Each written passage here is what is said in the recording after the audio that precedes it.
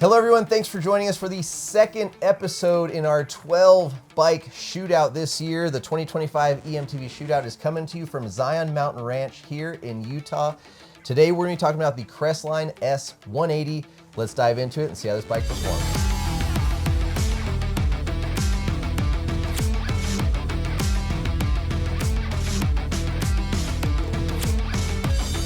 So before we get into this, I would say hotly talked about 180 mil Enduro eMTB, we'd like to take a quick moment and thank our sponsors for making this series possible. Thanks to Fox Racing for helping us get kitted out, staying safe and protected out on the trails. All of the bikes have been updated with Schwalbe's Radial Construction gravity casing tire. We've got the Albert out back and the Magic Mary up front. Velocirax is our official rack sponsor and has helped ensure we can transport all these heavy e-bikes from trail to trail, and Zion Mountain Ranch for keeping us well fed, having us a great view out here over the canyons in Utah and our home trail destination just a couple of minutes down the road. They've put a lot of time, effort, and money into building some really cool trails. So before we dive into some of the details on how the Crestline performed, I think you know most of our crew. I'd like to introduce you to Leonard. Leonard is one of our members of our new members platform we got. He won the trip to come out here and be our official guest tester. So Leonard, thank you for the support. We appreciate you being a member. Thanks for having me. And we've put him on quite a few bikes. I hope you've been having a good time. Absolute blast. Okay. Yes. I know this is a bike you've pulled some spectacular acrobatic maneuvers on, as well as conquered some pretty cool and technical features as well. So this is Leonard. We will be talking to him a little bit about his experiences on the bike as well. So first, Robert, why don't you take it away on the details of the bike?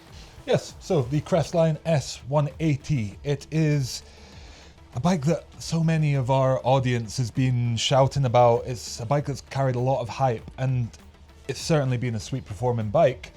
I also wonder if the limited edition nature of the bikes and maybe their almost inaccessibility has something to do with that as well, making them a little bit more exciting. But it's a 180mm travel in the front, 182mm out back with a VPP style linkage with a cascade tuned lower link on there, the shiny beautiful red link in the bottom. But you've got a flip chip on there, you can tune that down to a 160mm rear end, and you can really play around with the bike a lot with different shock stroke lengths and make the handling up to your kind of liking. Sizes small and medium are available in MX. Medium also gets a dual 29-inch option, and the large is a 29-inch only, or I guess it's medium, large, extra large, but you get what I mean. And speaking of adjustability, is this dual crown compatible? It sure is. I guess so. You can throw a dual crown on this bike. It certainly feels like it's up to the challenge. And it's got a big burly headset cup in there as well, giving you headset angle adjustment potential. Bosch Gen 5 drive unit, option of a 600 or an 800 watt hour battery that is fixed inside the down tube. We chose the 600 just to get a slightly more dynamic kind of overall ride characteristic, but Crestline says that the majority of their customers are actually going for the 800 watt hour battery, which kind of makes sense for such a big burly bike. Cole, is there anything that stood out to you on the geometry of the Crestline? Yeah, I think one of the things initially when just looking at the charts, the bottom bracket is a bit higher than other bikes on test. While I can't say that was an effect for me on the trail, it is something to note on that chart. Sure, but with the 180mm travel and your increased sag as a result, I think the number becomes a little bit more comparable. Definitely not quite there. It still definitely runs a little bit high. But I found the balance of the reach and chainstay lengths to be give me a really center biased weight distribution, very predictable. And the seat tube angle was adequate. I would say I would prefer it maybe a degree steeper, but overall, pretty general, even specs kind of all around. For me, if I could chime in quickly, Please do. On the higher bottom bracket, I know you guys always drop your bikes to low. Sean and I usually like our bikes in high. I like technical climbing, I like pedaling a lot, and just I think where we ride, there's just a lot more rock. And so because of that, I enjoyed the higher bottom bracket height, especially here. I mean, our home trails for one, but even getting out here and climbing up Grafton, right? I was able to just keep the power down and clean stuff that I just was like, I'm trying this and I am committed to trying this. I don't think I'm making it, but I did time and time again. And so for what it's worth, don't let the high bottom bracket necessarily be something that scares you away. It did have some noticeable attributes on the descending, but I wasn't all mad at it. So Crestline releases their bikes in limited edition runs. I think the S180 was limited to 100 or 150 units only for 2025, which is, quite few bikes really when you spread that across the whole of North America or even the world.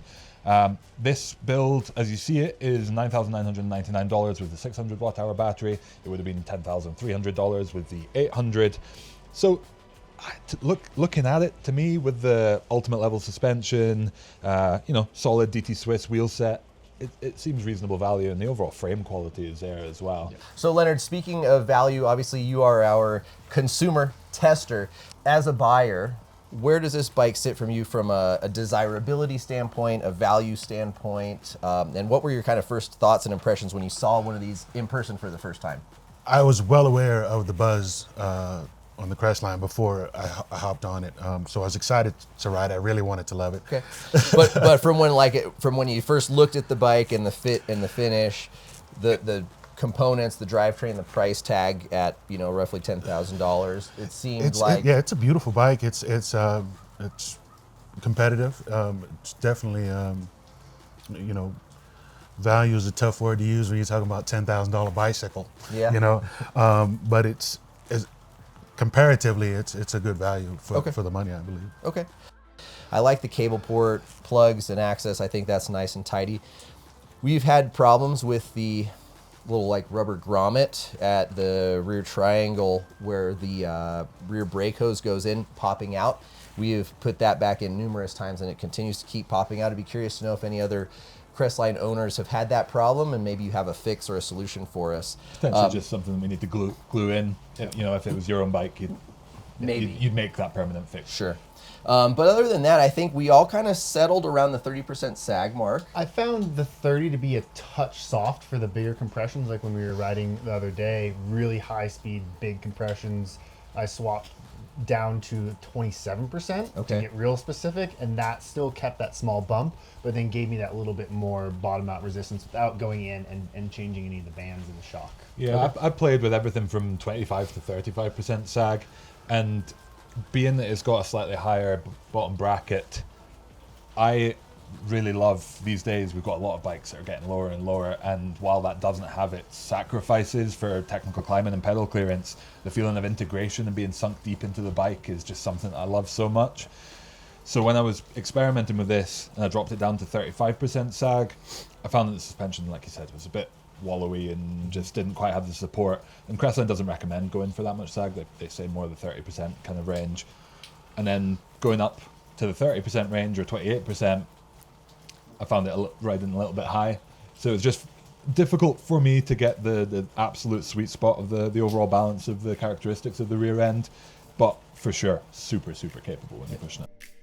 I think there was some pretty awesome climbing moments out of this bike for me. It was pretty comfortable out of the back end, not the most comfortable. There was still a little bit of bumps, but I think it was also a lot more sporty and supportive than some of the bikes that were overly comfortable and soft. Especially for a 180mm bike, it really hides that on the way up, I'd say. Yeah. For better and for worse, it's not as comfortable as you could maybe dream of a 180mm travel bike being on the way up, but equally it's not a complete sofa. When I was running that little bit less sag at 20, 26, 27%, I dialed back the low speed a little bit, and that brought some comfort back on some of the more choppy trail style climbs. Okay, for sure. Leonard, how do you think this thing performed on the way down? Well, a little skittish for me. Like I said, I don't know about the fit. I could tell it was smooth. It was smoothing out bumps for me, but it kept getting over the top. And like I said, maybe I should have lifted the stem, or maybe a bigger size for me. But you think most of that was attributed to the short reach that kind of put you over the front a little bit? I believe so. Yeah, Okay. 475. It's kind of Short for me. I'm 6'3", so. Yeah. For me, going down the 180 front and rear, it is very helpful in so many situations, but it also hides itself pretty well on this bike. I feel like when I was ready to get playful and pump and pull, the support I was getting out of the back allowed me to kind of forget that we have so much travel until that huge compression came, and I was like, oh man, I'm really glad I was on this bike. And on the fit side, the 475 for me is dialed and what I look for. Very centered weight bias, and for me, this bike, opposed to Leonard, was really confidence inspiring when things got a little bit more rough. And yeah, I clicked with it really well. I would say shock, dialing it in to get rid of some of the high speed chatter sensations. Took a little bit of more fine tuning than some of the other bikes, but once that pressure and compression settings were dialed in, it was, for me, very, very smooth. Drew, you're never typically a huge VPP fan. There it is. This is a different system to a Santa Cruz or an Intense. Yep. It does have a slightly more rearward axle path than most of those. People really praise the suspension on this bike. How did you find it? Pretty good. I think that the differences and the changes are notable. Like, I wouldn't say this rides like a Santa Cruz VPP bike. So that little bit extra rearward, axle path, the fact that it's a 180, and I think that this shock also make a big difference. Not knowing the difference maybe in what their compression tune is in the shock versus like a Santa Cruz tune. That said, right, you did mention a little bit of high speed, frequency and impact. And I think there were some trails where I noticed it a little bit more than on some of the other bikes, even bikes with a little less travel. But it wasn't terrible by any means. Like, it wasn't something that I would go out of my way to say, or bring up. It just felt like a little bit stiffer, firmer bike. It gave a little bit more feedback, but I was very impressed. Like, I was very impressed. Can play on this thing really well. It's not overly long and slack to the point that it's too stable and robs all the fun out of more playful groomed style trails. And the lack of weight comparatively and the increased support that you have on this thing just means it's an absolute free ride machine. Yeah. I don't love the feeling of the rear end for rough stuff personally. I didn't ever get to a setting where it completely ironed out the terrain like I think a 180mm travel bike should, or what I would expect a 180mm travel bike to do. But when it's just pushing hard, dipping heels, and big gases to flat, huge jumps, side hits, you name it, this thing's an absolute riot. For me, I found my weight bias to be I just felt dead center between the wheels, which on a lot of the mullet bikes, I get that more rearward feeling, and I ride traditionally a bit more rearward, so that in corners can make me break traction, and I didn't really get that feeling on this bike. And it's not all sunshine and rainbows. I did have an issue. We were riding in some muddy conditions, and the buildup between the tire and the link, essentially, I stopped 2 or 3 times while everyone else kind of went down, and I had to pack it out, and that was frustrating. And while I wouldn't always choose to ride in those conditions, it is something. It wasn't that muddy though. Like, it wasn't like you had. It wasn't like you had like 3 inches of clay. It was like a very little amount, like barely level with the knobs. Yeah, and it packed up quite bad. So we've talked about the link issue or mud buildup. We've talked about that one cable port that will not stay in there. Leonard, when you're looking at this bike, what do you think of the fit and the finish? Like, how do you think the quality stacks up? It's a beautiful bike. You can tell a lot of engineering, a lot of thought went into it. Definitely would be happy to own this bike. And $10,000, do you think it looks every bit worth that money? I believe so. Yes. In comparison to other bikes, I don't see why, $10,000 wouldn't. I'd be happy with it. Okay. If you're going to be in the market for one anyway, this is a great option. I know I had my problems with it, but I feel like some, like adjustments to the stem, or even some coaching from you guys and my seat positioning, I could have got along better with it. There are other bikes that I rode, no matter what you told me, no matter what you did, I'm like, I'm not doing a Black Diamond again with this. You know what I mean? So this one was not in that category, and it's something that I could own. In an XL, probably. Yeah. So if you were to buy an XL, where do you think this bike would shine? Who would you recommend it to out of your riding group, or where would you want to take it? Definitely to more technical, rugged downhill terrain. It's not Not what you need in northern Indiana. not what I need in Indiana at all. But it's a good Minnesota bike. Good Okay. to take it up to Cuyuna and get on some chunk, point it down. I was surprised and just kind of learning that it was a 180. I thought it was a 170. Felt like a 170 bike. So I think it's a good all-arounder. With the higher bottom bracket, you could take it, and have some fun in Indiana. Wouldn't be the best choice, but you'd still have fun. I wouldn't call it a beginner bike, but Okay. you can grow into it. Okay. All right. For me, it's for the people who are wanting to push pretty hard and send it in rough and rowdy terrain. Be a great park bike, like self shuttle park bike. I think it'd be a load of fun for some proper big features. Okay. Not necessarily going to be my downhill race choice though, personally. I'd recommend it to myself. Actually. No, honestly, like trying not to drink the Kool-Aid of the hype, right? And seeing this bike around and how limited they are, I tried to separate that from my ride impressions and really try and pick apart what I'm looking for in an e-bike and the terrain I ride and my style. And this has a good balance of the agility and the big chunk. So I can get over some of the more VPP characteristics. Drew and I have talked about it. I ride a little bit heavier on the bike, so that initial harshness feeling I don't feel as much as you do in most scenarios. But for me, having 180 and having that big hit support while still retaining relatively playful and jumpy, it strikes a really nice balance. Okay. So you would be cool buying this bike and owning one? Yeah, no, it's something that I've seriously considered for a long time, and I've looked and talked to people. And now that you've ridden it? Yeah, no, Okay. and I really did try and separate the Kool-Aid, and for me, it struck a nice balance. There's another bike here that I was surprised that I really liked, and so looking at these two specifically, the value of this bike is much higher than that of the Rail, which is the other bike that I'm really hot on. And for essentially, cheaper, you're getting Ultimate, you're getting Maven, supporting small and local. I think that's a really cool aspect as well. Okay. All right. Yeah, I think for myself, I would consider it.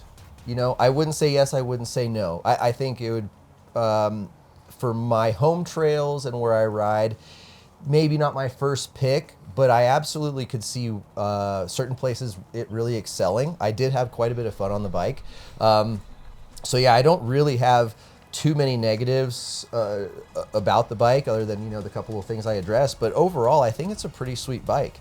And I'm happy riding it, and it'd be a bike that I'd be totally fine, keeping in the stable and pulling out into rotation and taking out. So Yeah. I will say, for me in Scotland, that rear tire clearance just wouldn't work. Yeah. Just the amount of mud that I ride in. That's another thing to contribute. Fair enough. So, all right, folks, there you have it, the Crestline S180, a bike that a lot of you have been asking about, and we tried hard to get for this shootout. So hopefully you enjoyed our review on it.